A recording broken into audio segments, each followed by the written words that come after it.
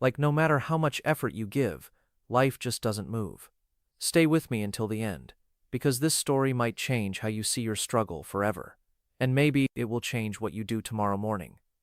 There was a man named Calder Voss, not famous, not special, just a farmer. He lived on a stretch of dry land far from the city, dust in the air, cracked soil under his boots, the kind of place where the wind never felt soft, only tired. Every morning, before the sun even thought about rising, Calder was already awake, hands rough, back aching, eyes heavy. But he kept going, because that's what he believed.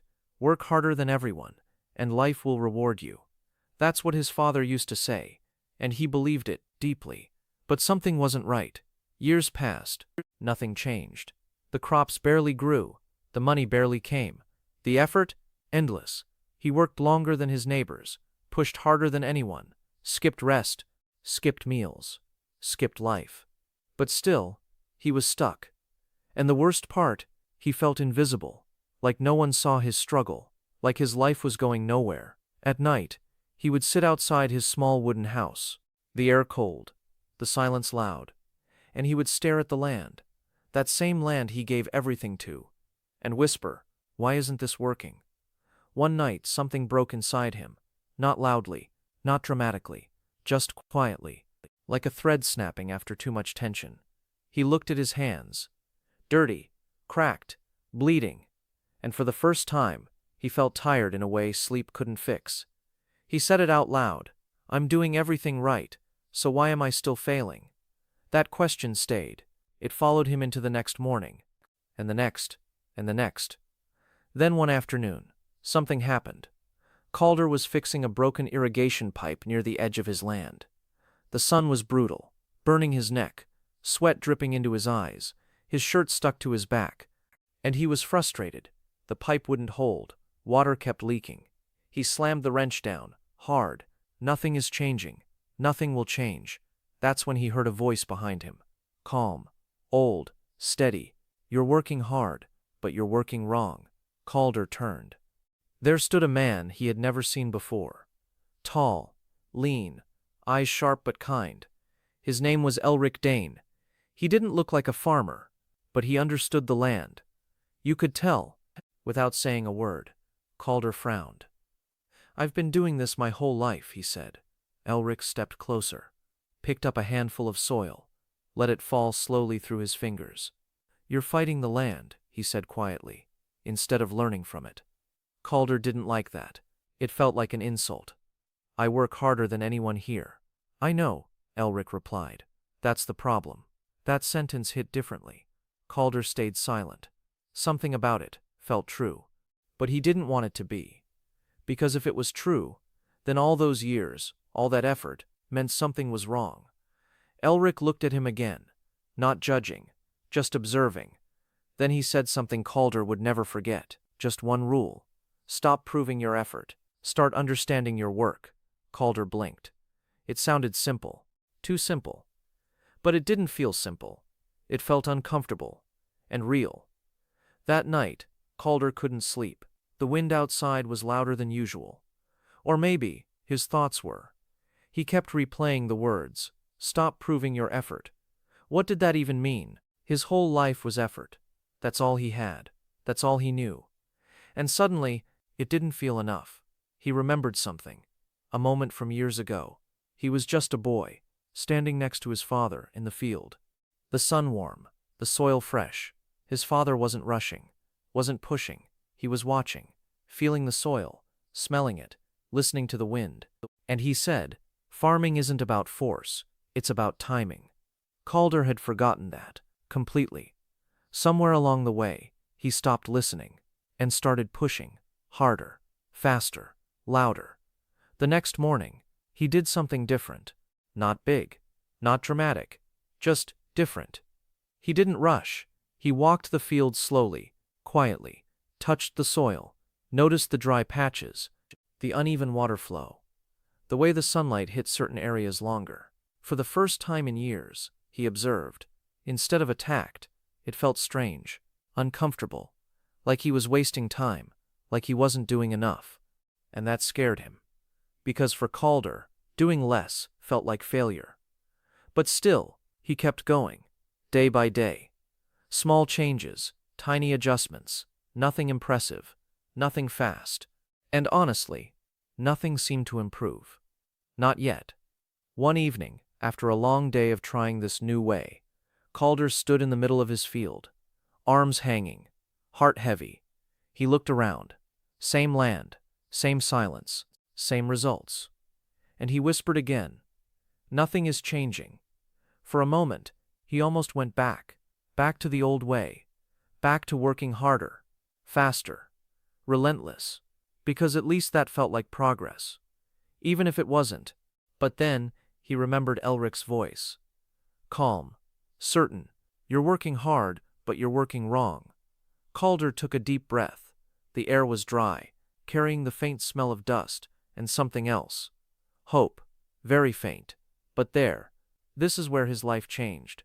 Not in a big moment, not in a breakthrough, but in a decision, a quiet one, to not go back, to stay with the discomfort, to trust something new, even when it showed nothing. And that was the hardest thing he had ever done. The next few days felt heavier than before. Not because the work increased, but because doubt did. Calder woke up earlier than usual, not to rush, but to watch. The sky slowly turning from black to deep blue, cold air brushing against his skin, a soft silence before the world moved. He stood there, doing nothing. And it felt wrong.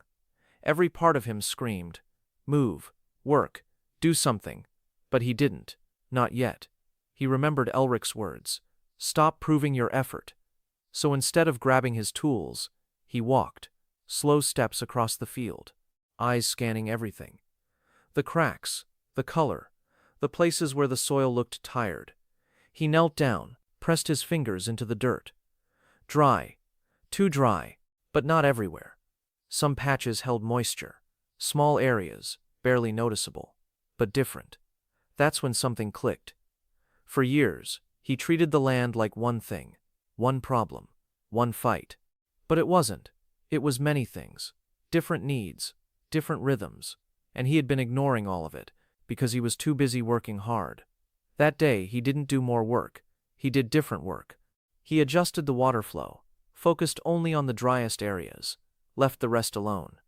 It felt incomplete, like he was slacking, like he wasn't doing enough. But he stayed with it, because something inside him, quiet but firm, said this was right. Days turned into a week, a slow week, painfully slow. No dramatic change, no instant reward, just subtle shifts, and doubt, always doubt.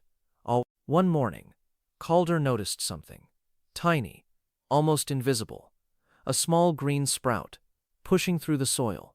He stared at it, longer than he should have, like it might disappear if he blinked. But it didn't. It stayed, alive, real.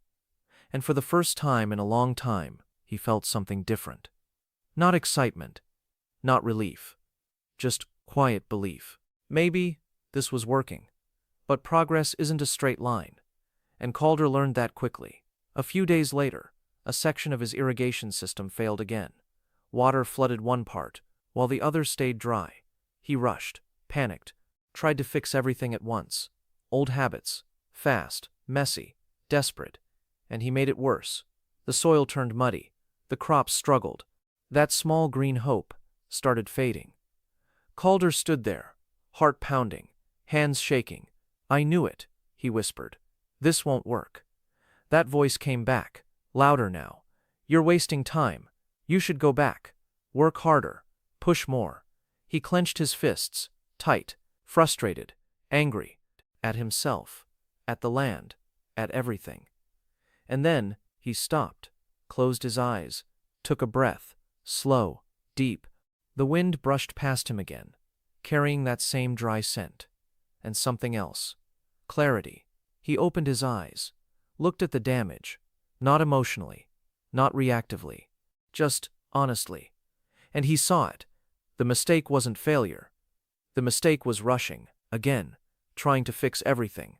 Instead of understanding the problem, he stepped back, literally, took a few steps away from the field, gave himself space, time, and then he did something new. He fixed one thing. Just one. Not everything. Not fast. Carefully. Slowly. With attention. It took hours. More than it should have. But when he finished, it worked. Not perfectly, but better. That night, Calder didn't feel defeated. Even though the day wasn't perfect, even though progress was small, because something inside him had changed. He wasn't chasing results anymore. He was learning. And that shift changed everything. Weeks passed. The field slowly responded. Not dramatically, but steadily. Greener patches appeared. Stronger roots formed. Water flowed more evenly. Calder worked less, but achieved more. And it confused him. For so long, he believed effort meant exhaustion, pain, sacrifice. Now, it meant awareness, precision, patience. But the real change was inside him. He wasn't the same man anymore. He didn't wake up in panic, didn't rush without thinking, didn't tie his worth to how tired he felt. Instead, he moved with intention, with calm, with control. One evening, Elric returned, just as quietly as before, standing at the edge of the field, watching. Calder noticed him, walked over. No frustration this time. No defensiveness, just curiosity. "You were right," Calder said. Elric smiled slightly. "I wasn't right," he replied. "You just started seeing." They stood there for a moment, looking at the field, green, alive, not perfect, but growing. Elric turned to him. "Tell me what changed." Calder took a breath, looked down at his hands. Still rough, still worn, but different. "They're not just working anymore," he said softly. "They're understanding." Elric nodded, then said something simple, but powerful. "Effort without direction is just noise." That line stayed, deep, permanent, because Calder finally understood it, not as an idea, but as truth. This is where most people quit. Not at the beginning, not when things are hard, but right here, when things are slow, when results are small, when doubt is loud. Because it doesn't feel like success. It feels like waiting. And most people hate waiting. They want proof. Now, fast, visible. But real change? It hides. It builds quietly. Under the surface, where no one claps, where no one sees. And Calder almost missed it. But he didn't. Because he chose something different. He chose to stay, to learn, to adapt, to grow. And slowly, his life followed. Months passed. Then a full season, and something undeniable happened. The land changed. Not overnight, not magically, but deeply. Where there was once dry, cracked soil, there was now life. Rows of crops stood tall, strong, steady, moving gently with the wind. The same wind that once felt harsh, now felt calm, almost supportive. Calder stood at the edge of his field, looking out. Sunlight spilling across the green, a soft golden glow, birds in the distance, the faint rustle of leaves. And for the first time, he wasn't tired, not in that deep, empty way. His body still worked, still moved, still carried effort. But his mind was clear, calm, focused. Neighbors started noticing. At first, quietly, a glance here, a whisper there. Then questions. "How did you fix it? What changed? You were struggling just like us." Calder would pause, think, then answer simply. "I stopped fighting the work." Most didn't understand. Some didn't even try. Because the truth is, people don't like changing what feels familiar. Even if it's not working, even if it's hurting them, they stay. Because effort feels safe. Busy feels productive. But Calder knew better now. He had lived both sides. The exhausting grind, and the focused climb. And they were not the same. One day, a young boy came to him. Maybe 12, eyes curious, hands clean, not yet shaped by struggle. "My dad says you got lucky," the boy said.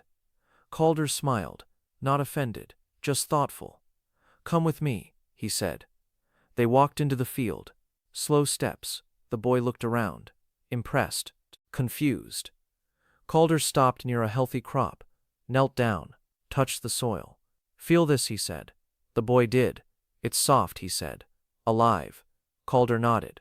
It wasn't always like this. The boy looked up. Then what did you do? Calder took a deep breath. The air smelled different now. Fresh, clean, earned. I stopped trying to prove how hard I could work, and started learning how to work right. The boy stayed quiet, listening, really listening. And Calder saw himself in that moment, years ago, standing next to his father, hearing something important, but not understanding it. Not yet. So he added one more line. Simple, clear. Hard work isn't the answer. The boy frowned, confused. But my dad says, I know. Calder interrupted gently. Mine did too. Silence. Wind moving through the crops. Soft. Steady. Then Calder said something he wished he understood earlier. Right work is the answer. That moment stayed with the boy. You could see it. Because sometimes, a single sentence plants a seed. And years later, it grows. That night, Calder sat outside again. Same spot, same sky. But everything felt different. He looked at his hands. Still rough, still marked by effort, but no longer desperate, no longer chasing. He whispered again. But this time, not a question. A realization. I wasn't failing. I was just doing it wrong. That was the truth, the one most people never accept. Because it's uncomfortable. It challenges everything they believe. It forces them to look at their effort and question it. But Calder faced it, and it changed his life. Now let me bring this back to you, because this isn't just his story. It's yours too. You wake up, you try, you push, you give everything. And still, you feel stuck, like nothing is moving, like nothing is working. So you do more. You go harder, you exhaust yourself, hoping something will change. But what if that's not the answer? What if the problem isn't your effort, but your direction? What if you're Calder, before he met Elric, working harder than everyone, but still losing? Listen carefully, because this matters. Your life doesn't change when you do more. It changes when you do different. Read that again. Feel it. Let it sit. Because that's the shift. That's the moment. That's where everything turns. And here's the truth most people will ignore. Most people will hear this, feel inspired for a moment, and then go right back to doing the same thing tomorrow. Don't be most people. Be the one who pauses, who reflects, who asks, am I working hard or working right? That question alone can change everything. So here's what I want you to do. Try this for 30 days. Not forever, just 30. Slow down. Observe your actions. Question your habits. Stop chasing exhaustion and start building intention. Watch what happens. Watch how things shift. Quietly, slowly, powerfully. And when they do, come back and tell me, because I already know something you don't. This will work if you do.